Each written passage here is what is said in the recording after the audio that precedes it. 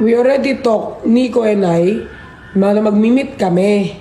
Pero isasama namin si RZ para hindi masyadong ano. Tapos magmi-meet sana kami ni Nico. Tapos maya-maya, siguro magmi-meet kami mga 15 minutes before our meetup.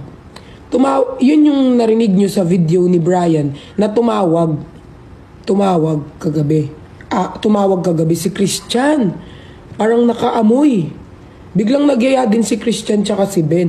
Hindi ko alam pero wala kaming sinabi. Wala kaming sinabi na meetup. Parang sobrang ano lang, parang wala kaming sinabihan. Tapos eto si Christian tumawag. Ay mag-dinner tayo, ganyan. Tapos parang lahat ng plans parang, hala, ano kayong gagawin namin?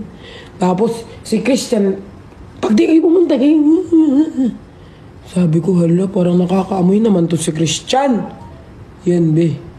Naging group yourself into 5 kami. Ang lakas ng pang-amoy ni Christian. Hindi ko alam pero wala akong sinabi. Wala din sinabi si Nix. Walang nagsabi.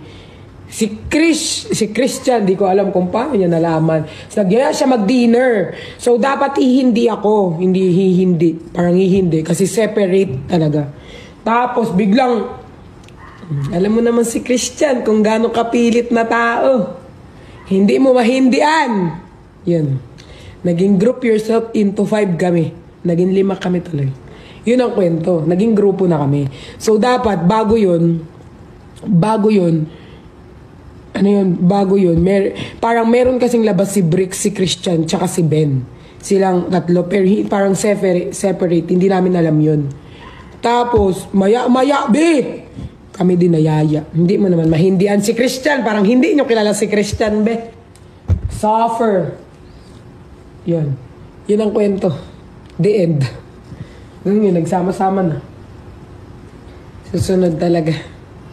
Pero feeling ko talaga kasi parang si Christian parang, kaya yun sumisigaw ako, ay narinig nyo ako dun sa parang live ata ni Brian. Christian, ganyan. Yun be. Anong size ng paa mo? 40 ata. American.